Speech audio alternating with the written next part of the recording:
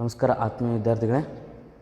ಹೋದ ಕ್ಲಾಸೊಳಗೆ ನಾವೇನು ಮಾಡಿದ್ವಿ, ಸಮನ್ವಯತೆ ಅಂದ್ರೇನು ಅಂದರೆ ಕೋಆರ್ಡಿನೇಷನ್ ಬಗ್ಗೆ ಏನು ಮಾಡಿದ್ವಿ ತಿಳ್ಕೊಂಡಿದ್ವಿ. ಅದರೊಳಗೆ ಏನೇನು ಕಲ್ತಿದ್ರಿ, ಕೋಆರ್ಡಿನೇಷನ್ ಅಂದ್ರೇನು, ಸಮನ್ವಯತೆ ಅಂದರೆ ಏನು ಹೇಳ್ತೀರಿ, ಸಂಸ್ಥೆಯ ಸಾಮಾನ್ಯ ಉದ್ದೇಶಗಳ ಸಾಧನೆಗಾಗಿ ವಿವಿಧ ಗುಂಪುಗಳ ಕಾರ್ಯದಲ್ಲಿ ಏಕರೂಪತೆಯನ್ನು ಸಾಧಿಸಲು ರೂಪಿಸಿರುವ ಕ್ರಮಬದ್ಧ ವ್ಯವಸ್ಥೆಯನ್ನೇನು ಕರಿತೀವಿ ನಾವಿಲ್ಲೇ ಸಮನ್ವಯತೆ ಅಂತ ಹೇಳ್ತೇವೆ.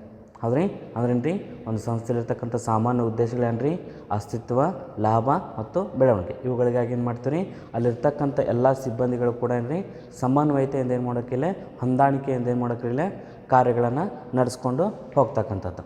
ಹೌದಾ, ಇದ್ರ ಮುಖಾಂತರ ಏನು ರೀ ಕಲಿತಕ್ಕಂಥದ್ದು. ಅದರ ನಂತರ ಅದರ ವಾಕ್ಯಗಳ ಬಗ್ಗೆಯೂ ಕೂಡ ಚರ್ಚೆ ಮಾಡೀವಿ. ಹೌದ್ರಿ, ಎರಡು ರೀತಿಯಾಗಿರ್ತಕ್ಕಂಥ ಅದರ ನಂತರ ಬರ್ತಕ್ಕಂಥದ್ದು ಏನು ರೀ ಗುಣಲಕ್ಷಣಗಳು. ಏನು ರೀ, ಒಂದನೇ ಗುಣಲಕ್ಷಣ ಕೋಆರ್ಡಿನೇಷನ್ ಏನು ರೀ, ಇಂಟಿಗ್ರೇಷನ್ ರೀ, ಗ್ರೂಪ್ ಎಫರ್ಟ್ಸ್ ಅಂದ್ರೆ ಗುಂಪು ಪರಿಶ್ರಮವನ್ನು ಒಂದುಗೂಡಿಸುತ್ತದೆ. ಎರಡನೇದೇನು ರೀ, ಕೋಆರ್ಡಿನೇಷನ್ಸ್ ಎನ್ಶ್ಯೂರ್ ಯುನಿಟಿ ಆಫ್ ಆ್ಯಕ್ಷನ್ ಅಂದ್ರೆ ಕ್ರಿಯಾತ್ಮಕ ಚಟುವಟಿಕೆಗಳಲ್ಲಿ ಏಕತೆಯನ್ನು ಮೂಡಿಸುತ್ತದೆ. ಹೌದಾ, ಇದರ ನಂತರ ಇದು ಏನು ರೀ ಕಂಟಿನ್ಯೂಸ್ ಪ್ರೊಸೆಸ್ ಅಂದ್ರೆ ಇದೊಂದೇನು ರೀ ನಿರಂತರವಾಗಿರ್ತಕ್ಕಂಥ ಪ್ರಕ್ರಿಯೆ ಅಂತ ಹೇಳ್ತೀವಿ. ನಂತರ ಇದೊಂದೇನು ರೀ ಸಮನ್ವಯತೆಯು ಸಾರ್ವತ್ರಿಕವಾಗಿದೆ ಅಂದ್ರೆ ಪರ್ಸೈಲ್ ಫಂಕ್ಷನ್ಸ್ ಅಂತ ಹೇಳ್ತೀವಿ. Coordination is the responsibility of all managers ಅಂದ್ರೆ ಏನು ರೀ, ಇದೆ ಎಲ್ಲ ವ್ಯವಸ್ಥಾಪಕರ ಜವಾಬ್ದಾರಿಯಾಗಿದೆ ಅಂತ ಹೇಳ್ತಾನೆ. ಅದರ ನಂತರ ಏನು ರೀ, ಇದೇನು ರೀ ಡಿಲಾಬ್ರೇಟಿವ್ ಫಂಕ್ಷನ್ ಅಂತಂದ್ರೆ ಒಂದು ಉದ್ದೇಶಪೂರ್ವಕವಾಗಿರ್ತಕ್ಕಂಥ ಕಾರ್ಯವಾಗಿದೆ. ಯಾವುದಾದ ಸಮನ್ವಯತೆ. ಹೌದಾ, ಇದರ ನಂತರ ಇದೇನು ಮಾಡ್ತೀರಿ, ಇವುಗಳ ಬಗ್ಗೆ ಎಕ್ಸ್ಪ್ಲನೇಷನ್ ಕೂಡ ನೋಡಿವಿ. ಹೌದ್ರಿ, ಹಾಗಾದ್ರೆ ಇವತ್ತೇನು ಮಾಡೋಣ, ಇವತ್ತು ಸಮನ್ವಯತೆಯ ಪ್ರಾಮುಖ್ಯತೆ ಅಂದರೆ importance of coordination. Coordination is important as integrates the efforts of individuals, departments, specialist ಅಂತ ಹೇಳ್ತಾನೆ. ಅಂದರೆ ಸಂಸ್ಥೆಯಲ್ಲಿರ್ತಕ್ಕಂಥ ವ್ಯಕ್ತಿಗಳು, ಇಲಾಖೆಗಳು ಮತ್ತು ಪರಿಣಿತರ ಶ್ರಮವನ್ನು ಒಗ್ಗೂಡಿಸುವುದರಿಂದ ಸಮನ್ವಯತೆಯು ಪ್ರಮುಖವಾಗಿದೆ. ಹೌದಾ, ಪ್ರಾಥಮಿಕ ಕಾರಣ ಅಂತ ಹೇಳ್ತಾನೆ ರೀ ಇಲ್ಲೇ, the primary reason for coordination is that departments and individuals in the organisations are interdependent. ಹೌದ್ರಿ, ಆ್ಯಸ್ ಇಟ್ ಈಸ್ ಹೇಳ್ಬೇಕಂತಂದ್ರೆ they depend on the each other for information and resource perform their respective activities. ಹೌದ್ರಿ, ನೋಡಿರಿ, ಸಮನ್ವಯತೆಗೆ ಪ್ರಾಥಮಿಕ ಕಾರಣವೆಂದರೆ ಸಂಸ್ಥೆಯಲ್ಲಿರ್ತಕ್ಕಂಥ ಇಲಾಖೆ ಮತ್ತು ವ್ಯಕ್ತಿಗಳ ಪರಸ್ಪರ ಅವಲಂಬಿತವಾಗಿರುವುದು. ಅವ್ರಿ ಒಂದ್ರಕ್ಕೊಂದೇನು ರೀ ಇಂಟರ್ ರಿಲೇಟೆಡ್ ಅಂತ ಹೇಳ್ತೀವಿ. ಅಂದರೆ ತಮ್ಮ ತಮ್ಮ ಚಟುವಟಿಕೆಗಳನ್ನು ನಿರ್ವಹಿಸಲು ಬೇಕಾದ ಮಾಹಿತಿ ಮತ್ತು ಸಂಪನ್ಮೂಲಗಳಿಗಾಗಿ ಅವು ಪರಸ್ಪರ ಅವಲಂಬಿತವಾಗಿವೆ. ಅವ್ರಿ ಅದಕ್ಕೆ ಏನು ಕರಿತಿದ್ದನ್ನು ಪ್ರಮುಖವಾಗಿ ಕೆಲವೊಂದು ಅಂಶಗಳ ಮುಖಾಂತರ ಏನು ರೀ ಈ ಪ್ರಾಮುಖ್ಯತೆಗಳನ್ನು ಗುರುತಿಸ್ಕೊಳ್ಳೋದಾಗಿರ್ತೈತಿ. ಅದರಲ್ಲಿ ಪ್ರಮುಖವಾಗಿ ಬರ್ತಕ್ಕಂಥದ್ದು ಮೊದಲದೇನು ರೀ ಗ್ರೋತ್ ಇನ್ ಸೈಜ್ ಅಂತ ಹೇಳ್ತೀವಿ. ಅಂದ್ರೆ ಗಾತ್ರದಲ್ಲಿ ಬೆಳವಣಿಗೆ ಅಂದ್ರೆ ಏನು ರೀ, as an organisation grow in size the number of people employed by the organise also increases. ಹೌದ್ರಿ, ಅಂದ್ರೆ ರೀ ಒಂದು ಸಂಸ್ಥೆಯು ಗಾತ್ರದಲ್ಲಿ ಬೆಳೆಯುತ್ತಿರುವಂತೆ ಅದು ನೇಮಿಸುವ ಹುದ್ದೆಗಳ ಸಂಖ್ಯೆಯೂ ಕೂಡ ಏನಾಗುತ್ತರಲ್ಲೇ ಹೆಚ್ಚಾಗುತ್ತೆ ಅಂತ ಹೇಳ್ತಾನೆ. ಯಾಕಂತಂದ್ರೆ ಈ ಫಾರ್ ಎಕ್ಸಾಂಪಲ್ ಇನ್ಫೋಸಿಸ್ ಕಂಪ್ನಿ ಅಂತ ತೊಗೊಂಡ್ವಿ ಅಂತಂದ್ರೆ ಪ್ರಾರಂಭದಲ್ಲಿ ಏನು ರೀ ಕಡಿಮೆ ಏನು ರೀ 10x10 ಇದ್ರೊಳಗೆ ಏನಾಗ್ತದೆ ಜಾಗದೊಳಗೆ ಸ್ಥಾಪನೆ ಆಯ್ತು, ಒಂದು ರೂಮ್ ಒಳಗೆ ಸ್ಥಾಪನೆ ಆಯ್ತು. ಇವತ್ತೇನು ರೀ ಎಕರೆ ಗಂಟಲೆ ಬೆಳೆದೈತಿ. ಯಾಕಂದ್ರೆ ಮೊದಲಲ್ಲಿ ಸಿಬ್ಬಂದಿಗಳೇನು ರೀ ಕೇವಲ ಏನು ರೀ 2-3ರಿಂದ ಸ್ಟಾರ್ಟ್ ಆಗಿದ್ದು ಇವತ್ತೇನು ರೀ ಸಾವಿರಾರು ಜನರು ಏನು ಮಾಡಕತ್ತಾರಲ್ಲೇ ದುಡ್ಯಾಕತ್ತಾರ. ಅದಕ್ಕೆ ಏನು ಕರಿತೀರಿ ಇದನ್ನು ಗಾತ್ರದಲ್ಲಿ ಬೆಳವಣಿಗೆ ಅಂತ ಹೇಳ್ತೀವಿ. ಅರ್ಥ ಆಗತ್ತೆ ಹಂಗಾರ ನೋಡಿರಿ. At times it may become difficult to integrate their efforts and activities. All individuals differ in their habits of work, background, approaches to situations and relations with the others. It becomes necessary to ensure that all individuals work towards the common goal of the organization. ಅಂದ್ರೆ ಯಾಕೆ ಹೇಳ್ತಾನೆ ಇಲ್ಲೇ ನೋಡಿರಿ, ಅವರು ನೋಡಿರಿ ಕೆಲವೊಮ್ಮೆ ಅವರ ಪರಿಶ್ರಮ ಚಟುವಟಿಕೆಗಳನ್ನು ಸಂಯೋಜಿಸುವುದು ಕಠಿಣವಾಗುವುದು. ಅಂದರೆ ಆ ಎಲ್ಲ ವ್ಯಕ್ತಿಗಳನ್ನು ಕೂಡಿಸ್ತಕ್ಕಂಥದ್ದು, ಕೆಲಸಗಳನ್ನು ಕಾರ್ಯ ಮಾಡ್ತಕ್ಕಂಥದ್ದು. ಯಾಕಂದರೆ ಎಲ್ಲ ಕಂಪ್ನಿಗಳು ಸಕ್ಸಸ್ ಆಗಿಲ್ಲ. ಅವ್ರಿ ಅದಕ್ಕೆ ಇಲ್ಲಿರ್ತಕ್ಕಂಥ ಉದಾಹರಣೆ ಇದು ಆರ್ಗನೈಸೇಷನ್ ಅಂತ ಹೇಳ್ತೀವಿ. ಅವ್ರಿ ಯಾಕಪ್ಪ ಅಂತಂದ್ರೆ ಎಲ್ಲ ವ್ಯಕ್ತಿಗಳು ತಮ್ಮ ಕೆಲಸದ ಹವ್ಯಾಸ ಅವ್ರವ್ರದ್ದಾಗಿರ್ತಕ್ಕಂಥ ಆಟಿಟ್ಯೂಡ್ಗಳನ್ನು ಹೊಂದಿರ್ತಾರೆ, ಕೆಲಸ ಮಾಡ್ತಕ್ಕಂಥ ವಿಭಿನ್ನ ಶೈಲಿಗಳಿರ್ತಾವೆ. ಅವ್ರಿ ಅವುಗಳನ್ನು ಕಾಣಿಸ್ತಕ್ಕಂಥದ್ದು ನೋಡಿರಿ, ಅವರ ಹವ್ಯಾಸ, ಹಿನ್ನೆಲೆ, ಕೆಲಸದ ಸಂದರ್ಭಗಳಲ್ಲೇನ್ರಿ ಎದುರಿಸುವ ವಿಧಾನ ಮತ್ತು ಇತರರೊಡನೆ ಅವರ ಸಂಬಂಧಗಳಲ್ಲಿ ಭಿನ್ನವಾಗಿರುತ್ತಾರೆ. ಯಾಕಂದ್ರೆ ಎಲ್ಲರೂ ಕೂಡ ಸೇಮ್ ಇರೋದಿಲ್ಲ. ಹೌದ್ರಿ, ಒಬ್ಬೊಬ್ಬರು ಜಲ್ದಿ ಕೋಪಗೊಳ್ತಾರೆ, ಒಬ್ಬೊಬ್ಬರು ಎಲ್ಲರ ಜೊತೆ ನಕ್ಕೊಂತ ಮಾತಾಡ್ತಿರ್ತಾರೆ. ಹೌದ್ರಿ, ಈ ರೀತಿಯಾಗಿರ್ತಕ್ಕಂಥ ಭಿನ್ನವಾಗಿರ್ತಕ್ಕಂಥ ಏನ್ರಿ ಸಂಬಂಧಗಳನ್ನು ಹೊಂದತಕ್ಕಂಥದ್ದು. ಈ ರೀತಿ ಇರ್ತಕ್ಕಂಥ ಸಂಸ್ಥೆ ಒಳಗೆ ಏನು ಮಾಡೋಕ್ಕಾಗತ್ತೆ ರೀ, ಹೊಂದಾಣಿಕೆಯಿಂದ ಕೆಲಸ ಮಾಡ್ತಕ್ಕಂಥದ್ದು. ಅದನ್ನೇನು ಕರಿತೀರಿ ನಾವಿಲ್ಲೇ ಸಮನ್ವಯತೆ ಅಂತ ಕರಿತೀವಿ. ಇದರಿಂದ ಏನಾಗುತ್ತೆ ಇಲ್ಲೇ ಗ್ರೋತ್ ಇನ್ ಸೈಜ್ ಅಂತ ಹೇಳ್ತಾನೆ. ಅಂದರೆ ಏನ್ರಿಲ್ಲೇ ಗಾತ್ರದಲ್ಲಿ ಬೆಳವಣಿಗೆ ಅಂತ ಹೇಳ್ತಾನೆ. ಅರ್ಥ ಆಗತ್ತೆ ರೀ ಹಂಗಾರ. ಇದರ ನಂತರ ಬರ್ತಕ್ಕಂಥದ್ದು ನೋಡಿರಿ, ಕಾರ್ಯಾತ್ಮಕ ವಿಭಿನ್ನತೆ ಅಂತಂದ್ರೆ ಫಂಕ್ಷನಲ್ ಡಿಫ್ರೆನ್ಸಿಯೇಷನ್ ಅಂತ ಹೇಳ್ತಾನೆ. ಅಂದರೆ ಏನ್ರಿಲ್ಲೇ functions of organisations are divided into, ಅಂದರೆ ಯಾವ ರೀತಿ ಕೆಲಸ ಕಾರ್ಯಗಳನ್ನು ಡಿವೈಡೆಡ್ ಮಾಡ್ತಾರೆ ಇಂಟು ಏನ್ರಿ departments, divisions and sections. In an organisations there are may be ಏನ್ರಿ ಸಪ್ರೇಟ್ ಡಿಪಾರ್ಟ್ಮೆಂಟ್ಸ್ ಏನ್ರಿ ಲೈಕ್ ಏನ್ರಿ finance, production, marketing or human resources. All these departments may have their ಏನ್ರಿ ಓನ್ ಆಬ್ಜೆಕ್ಟಿವ್ಸ್.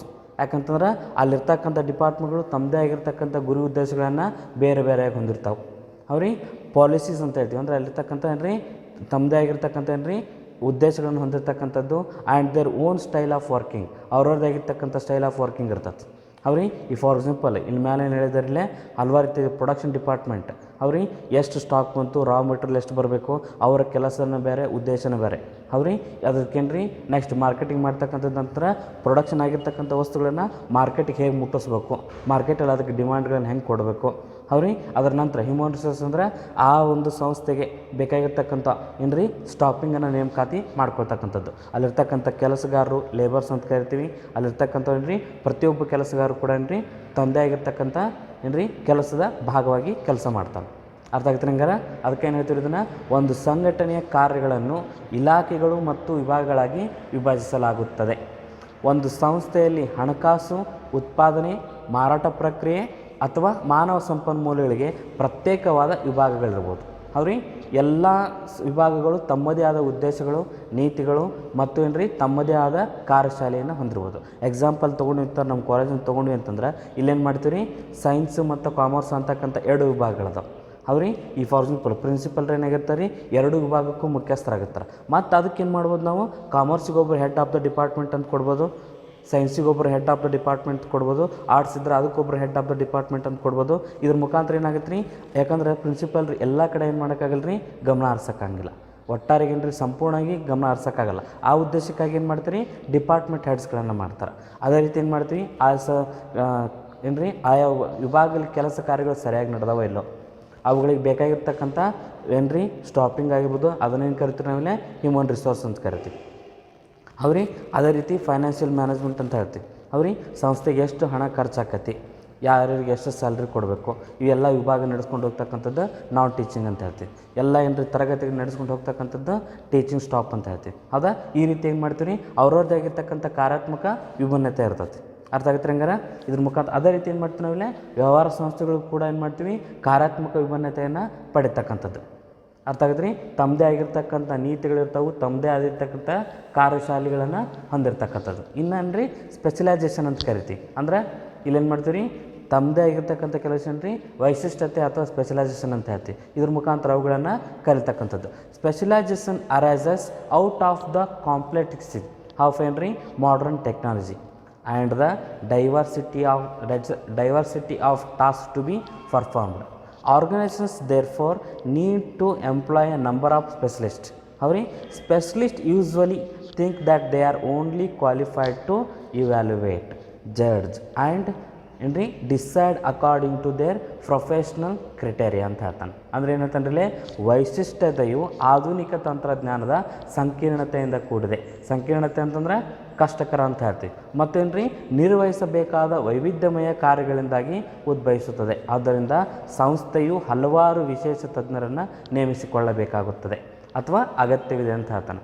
ವಿಶೇಷ ತಜ್ಞರು ಸಾಮಾನ್ಯವಾಗಿ ತಮ್ಮ ವೃತ್ತಿಯ ಮಾನದಂಡಗಳ ಪ್ರಕಾರ ತಾವು ಮಾತ್ರವೇ ಮೌಲ್ಯಮಾಪನ ಮಾಡಲು, ನ್ಯಾಯ ತೀರ್ಮಾನಿಸಲು ಮತ್ತು ನಿರ್ಧರಿಸಲು ಅರ್ಹರೆಂದು ಸಾಮಾನ್ಯವಾಗಿ ಯೋಚಿಸುತ್ತಾರೆ. ನೋಡಿರಿ, ಸ್ಪೆಷಲೈಸೇಷನ್ ಇರ್ತಕ್ಕಂಥ ವ್ಯಕ್ತಿಗಳು ಮಾತ್ರ ಏನು ಮಾಡ್ತೀವಿ ನಾವಿಲ್ಲಿ ಅವುಗಳನ್ನು ನಿರ್ಧಾರಗಳನ್ನು ಕೈಗೊಳ್ತಾರೆ. ಫಾರ್ ಎಕ್ಸಾಂಪಲ್ ನಾವೀಗ ಹಾಸ್ಪಿಟ್ಲಿಗೆ ಹೋದ್ವಿ ಅಂತಂದ್ರೆ ನಮಗೇನಾಗೈತಿ ಏನಿಲ್ಲ ಅದ್ರ ನರ್ಸ್ಗಳು ಹೇಳಂಗಿಲ್ಲ, ಅಲ್ಲಿರ್ತಕ್ಕಂಥ ಸ್ಪೆಷಲಿಸ್ಟ್ ಆಗಿರ್ತಕ್ಕಂಥ ಡಾಕ್ಟರ್ಗಳು ಹೇಳ್ತಾರೆ. ಅದೇ ರೀತಿಲಿ ಏನು ಮಾಡ್ತೀವಿ ಸಂಸ್ಥೆಗಳು ಕೂಡ ಏನು ಮಾಡ್ತೀವಿ ಈ ಪ್ರಾಡಕ್ಟ್ ಹಿಂಗೆ ಮಾರಾಟ ಮಾಡಬೇಕು, ಇದಕ್ಕೆ ಇರ್ತಕ್ಕಂಥ ಮಾನದಂಡಗಳದಾವು, ಅವುಗಳನ್ನೇನು ಮೌಲ್ಯಮಾಪನ ಮಾಡಿ ಏನು ಮಾಡ್ತಾರೆ ಅವರು ಸ್ಪೆಷಲಿಸ್ಟ್ಗಳನ್ನು ಕೊಡ್ತಕ್ಕಂಥದ್ದು. ಅದಕ್ಕೆ ಏನು ಕರಿತೀವಿ ನೋಡಿರಿ. ಅದ್ರ ಜೊತೆಗೆ ಕೋಆರ್ಡಿನೇಷನ್ ಅನ್ನೋದು ಕೂಡ ಏನಾಗುತ್ತೆ ಭಾಳ ಪ್ರಮುಖವಾಗಿರ್ತಕ್ಕಂಥದ್ದು. ಯಾಕಪ್ಪ ಅಂತಂದ್ರೆ ಅಲ್ಲಿರ್ತಕ್ಕಂಥ ಜನರಿಗೆ ಆ ಪ್ರಾಡಕ್ಟ್ನ ಬಗ್ಗೆ ಅವೇರ್ನೆಸ್ ಕೊಡೋದಾಗಿರ್ಬೋದು, ಅದನ್ನು ಪ್ರೊಡಕ್ಷನ್ ಮಾಡೋದಾಗಿರ್ಬೋದು, ಅದಕ್ಕೆ ಬೇಕಾಗಿರ್ತಕ್ಕಂಥ ಖರ್ಚು ವೆಚ್ಚಗಳನ್ನು ಕೊಡೋದಾಗಿರ್ಬೋದು, ಎಲ್ಲವುಗಳನ್ನು ಕೂಡ ಏನು ಮಾಡೋಕ್ಕಾಗತ್ತೆ ಕೊಡಬೇಕಾಗುತ್ತೆ. ಇಲ್ಲಿ ಅದಕ್ಕೆ ಆಗಿರ್ತಕ್ಕಂಥ ಕ್ರೈಟೇರಿಯಾ ಇರ್ತಾವೆ. ಹೌದ್ರಿ, ಪ್ರೊಫೆಷ್ನಲ್ ಕ್ರೈಟೇರಿಯಾ ಅಂತ ಹೇಳ್ತೀವಿ. ಈ ಫೈನಾನ್ಷಿಯಲ್ ಮ್ಯಾನೇಜ್ಮೆಂಟ್ ನೋಡಿ ಅಂತಂದ್ರೆ ಡೆಬಿಟ್ ಎಲ್ಲ ಹಾಕಬೇಕು, ಕ್ರೆಡಿಟ್ ಎಲ್ಲ ಹಾಕಬೇಕು. ಹೌದ್ರಿ, ಈ ರೀತಿಯಾಗಿರ್ತಕ್ಕಂಥವ್ರಿ ಅದನ್ನು ಕಲ್ತವ್ರು ಮಾತ್ರ ಅದಕ್ಕೆ ಏನು ಕರಿತಾರೆ ಅವ್ರಿಗೆ ವೈಶಿಷ್ಟ್ಯತೆ ಅಥವಾ ಸ್ಪೆಷಲೈಸೇಷನ್ ಪ್ರೊಫೆಷನಲ್ಸ್ ಅಂತ ಹೇಳ್ತೀವಿ. ಅವ್ರದ್ದೇ ಆಗಿರ್ತಕ್ಕಂಥ ಕ್ರೈಟೇರಿಯಾ ಇರ್ತೈತಿ. ಹೌದ್ರಿ, ಅದ್ರ ಮುಖಾಂತರ ಅವುಗಳನ್ನು ಪಡಿತಕ್ಕಂಥದ್ದು ನೋಡಿರಿ. ಇದರ ನಂತರ ಏನು ಮಾಡೋಣ ಹಂಗಾರೆ, ನಿರ್ವಹಣೆಯು ವಿಜ್ಞಾನವೋ ಕಲೆಯೋ ಅಥವಾ ವೃತ್ತಿಯೋ ಅನ್ನೋದ್ರ ಬಗ್ಗೆ ಏನು ಮಾಡೋಣ ಚರ್ಚೆ ಮಾಡೋಣ. Okay, thank you.